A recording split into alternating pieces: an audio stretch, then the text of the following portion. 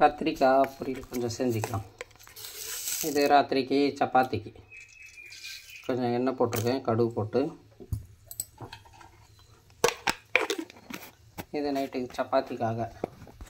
கத்திரிக்காய் வீணாக போயிடும், நான் அதனால் அது சரியில்லாததெல்லாம் கரெக்டாக கட் பண்ணி க்ளீன் பண்ணிவிட்டு, சரி வேஸ்ட் எந்த காயும் வேஸ்ட் ஆக்க வேண்டாங்க, இப்படி ஏதாச்சும் நம்ம பண்ணி சாப்பிட்டுக்கலாம்.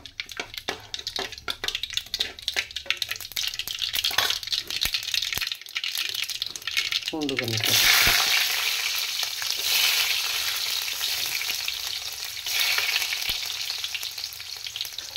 இது கொஞ்சம் வதங்கட்டும்.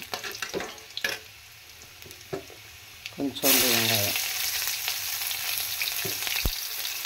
மல்லாட்டை போட்டு பொரியல் பண்ணுறதா இருந்தாக்கா நீங்கள் இதெல்லாம் போடவே வேண்டாம், சும்மாவே பண்ணிக்கலாம். இது கொஞ்சம் சப்பாத்தி கொஞ்சம் நல்லா தான் இருக்கும். சரி இது மாதிரியே செஞ்சு காட்டலாமே உங்களுக்கு அப்படின்னு சொல்லிவிட்டு.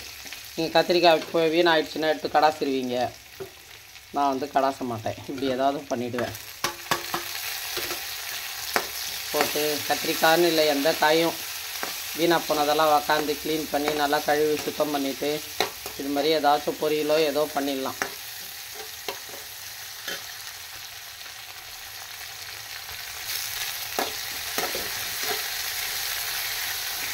உப்பு போட்டுக்கலாம்,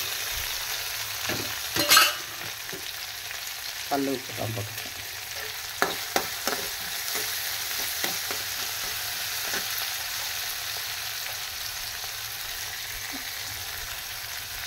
அரை ஸ்பூன் மஞ்சள் மிளகாத்தூள்.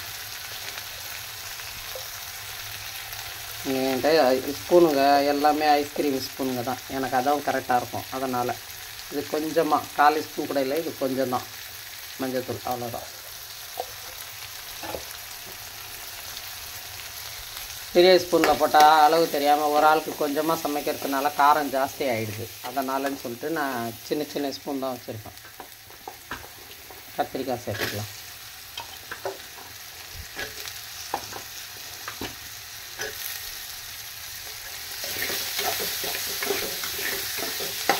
இது கொஞ்சம் நல்லா வதங்கட்டும். வதங்கின பிறகு கொஞ்சமாக லைட்டாக தண்ணி தெளிச்சிக்கலாம்.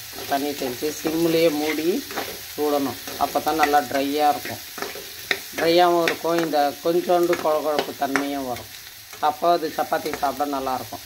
நான் இது செய்யக்குள்ளவே சரி கையோட அதிகம் செஞ்சிடலாம் அப்படி, அதனால் நெடியேறிச்சு. கொஞ்சமாக தண்ணி, அவ்வளோதான். ஒரு 1/4 டம்ளர். இது அப்படியே தட்டு போட்டு மூடி வச்சிடலாம். ஓப்பன் பண்ணி பார்த்துடலாம்.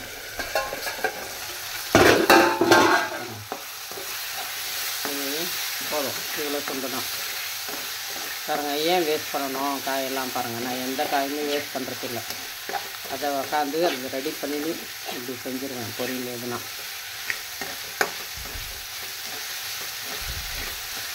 இது ரெடி ஆகிடுச்சு நைட்டு சப்பாத்திக்கு. நீங்களும் இதை மாதிரி காய் வேஸ்ட் பண்ணாமல் செஞ்சு சாப்பிடுங்க ஃப்ரெண்ட்ஸ். எல்லோரும் நலமாக இருக்க வேண்டும் என்று அல்லாஹ்விடம் துவா செய்கிறோம். நீங்களும் செஞ்சு சாப்பிட்டு பார்த்துட்டு எப்படி இருக்குன்னு கமெண்ட் பண்ணுங்கள், லைக் பண்ணுங்கள், ஷேர் பண்ணுங்கள், சப்ஸ்கிரைப் பண்ணுங்கள், பெல் பட்டனை தட்டி விடுங்க ஃப்ரெண்ட்ஸ். அஸ்ஸலாமு அலைக்கும் வரஹ்மத்துல்லாஹி வபரகாத்துஹு.